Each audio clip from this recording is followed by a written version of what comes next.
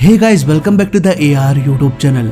और 3 इंजन वाला DC-10 विमान जैसे ही रनवे से उड़ान भरा वैसे ही एक इंजन पूरी तरह से बंद पड़ गया। प्लेन डगमगाना शुरू हो गया।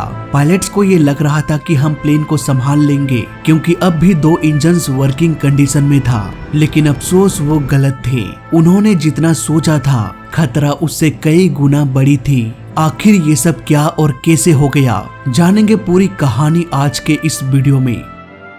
मार्च 25, 1979 Chicago International Airport. McDonnell Douglas DC-10 का एक विमान जिसे अमेरिकन एयरलाइन ऑपरेट कर रही थी। अमेरिकन एयरलाइन फ्लाइट 191 शिकागो से लॉस एंजलिस इंटरनेशनल एयरपोर्ट के लिए उड़ान भरने वाला था। प्लेन में 250 पैसेंजर्स और 13 क्रू मेंबर्स सवार हो गए।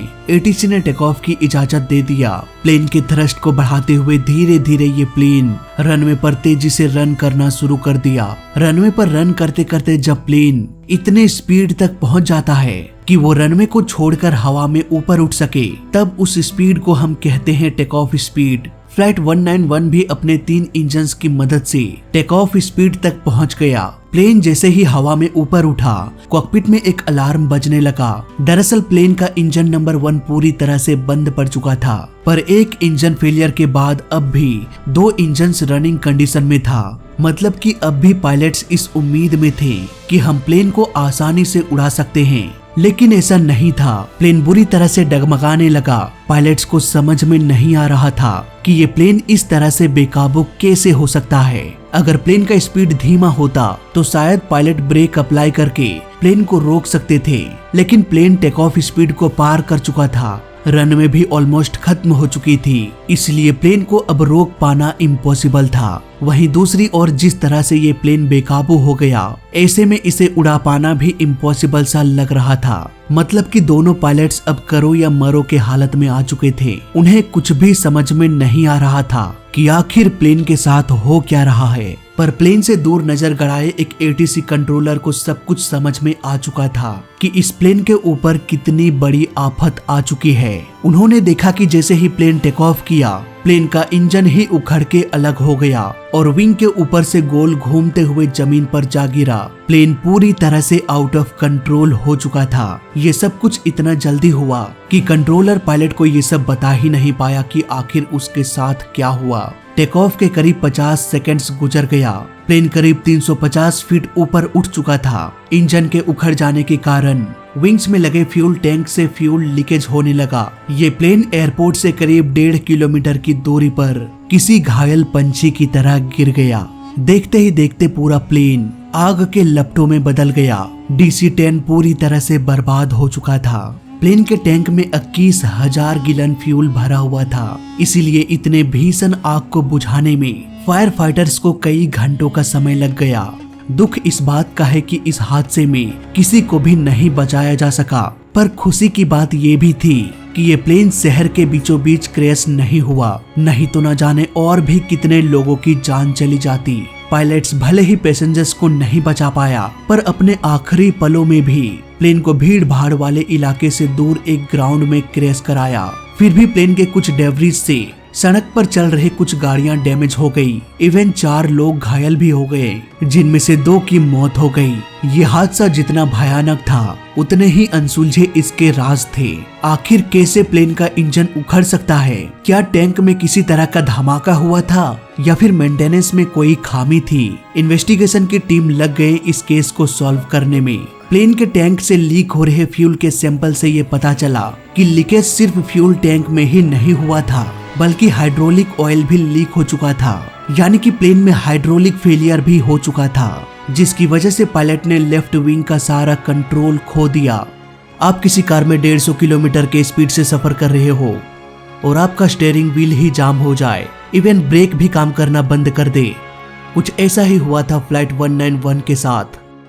यानी कि पायलट के पास कोई भी रास्ता नहीं बचा था सिवाय प्लेन को क्रैश कराने का।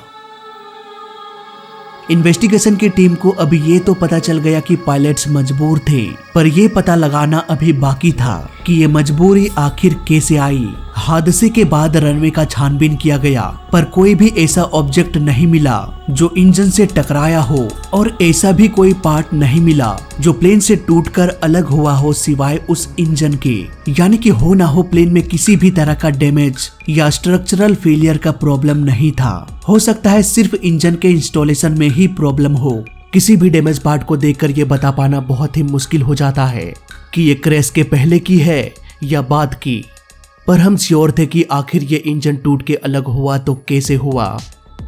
DC-10 3 इंजन वाला प्लेन है, जिसका एक इंजन प्लेन के टेल में और 2 इंजन विंग्स में लटकाया गया था। ये दोनों इंजन पाइलॉन से अटैच होता है और ये पाइलॉन इंजन के विंग से अटैच होता है। इसके लिए पाइलॉन के अगले और पिछले हिस्से में नट बोल्ट से कसा जाता है।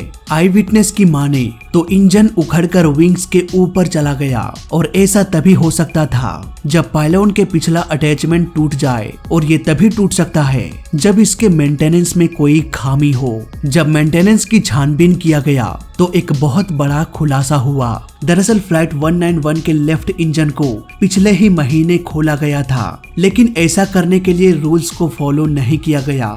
दरअसल DC-10 के मेंटेनेंस मैनुअल के अनुसार इंजन को अलग करने के लिए सबसे पहले पाइलॉन से अलग करना पड़ेगा। इसके बाद इंजन को साइड करके पाइलॉन को खोला जाना था, लेकिन यहाँ पर मेंटेनेंस टीम की लापरवाही का एक अलग ही लेवल देखने को मिला। वो एक एक करके खोलने के बजाय सीधे पाइलॉन को ही विंग से खोल देते थे। ऐसा करने से मेंटेनेंस में काफी समय की बचत हो जाती थी, लेकिन DC-10 के इंजन के लिए ये सही प्रोसेस नहीं था। पाइलॉन को स्ट्रॉन्ग बनाया जाता है ताकि वो इंजन के भार को संभाल सके, न कि खुद अपना भार इंजन को दे दे। खैर ये इतनी बड़ी प्रॉब्लम नहीं थी। प्रॉब्लम तो तब शुरू हुआ जब इंजन और पाइलॉन को एक साथ विंग से अटैच किया जाने लगा। नॉर्मली जब इंजन को ऊपर उठाकर विंग से अटैच करना होता है तो चारों तरफ चेन से बांध दिया जाता है और क्रेन की मदद से धीरे धीरे ऊपर उठाया जाता है, पर फ्लाइट 191 के लिए ऐसी कोई सुविधा उपलब्ध नहीं थी। इसलिए मेंटेनेंस टीम ने एक जुगाड़ लगाया। उसने इंजन को उठाने के लिए लोड उठाने वाला ट्रक का इस्तेमाल किया।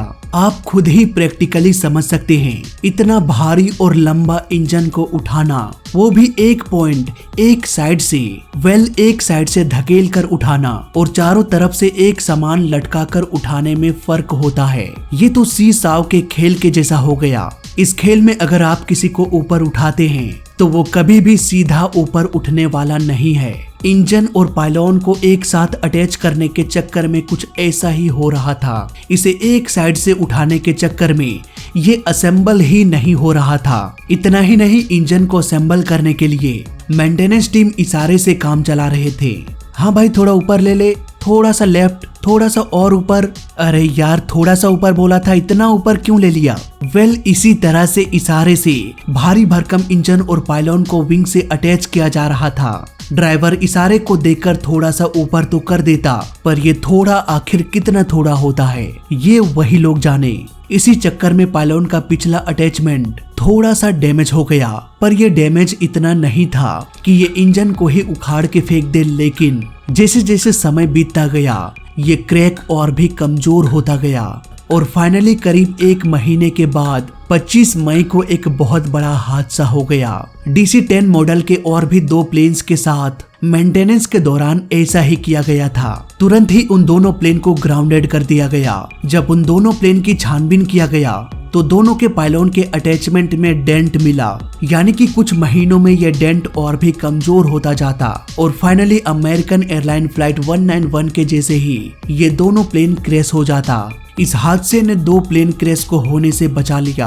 आगे जाकर इसके मेंटेनेंस में काफी सुधार किया गया, रूल्स को ठीक से फॉलो किया जाने लगा, पर अफसोस इसके लिए 273 लोगों की जान की कुर्बानी देनी पड़ी। तो फिलहाल इस वीडियो में अभी तक के लिए बस इतना ही। वीडियो अच्छा लगा तो लाइक कर देना, बुरा लगा तो डिसलाइक कर देना, और दोनों ही केस में इस चैनल को सब्सक्राइब कर देना, क्योंकि इस चैनल में सीखने के लिए बहुत कुछ है। तो मैं मिलता हूँ आपसे अगली वीडियो में, तब तक के लिए देखते रहिए और सीखते रहिए। जय हिंद, वंदे मातरम।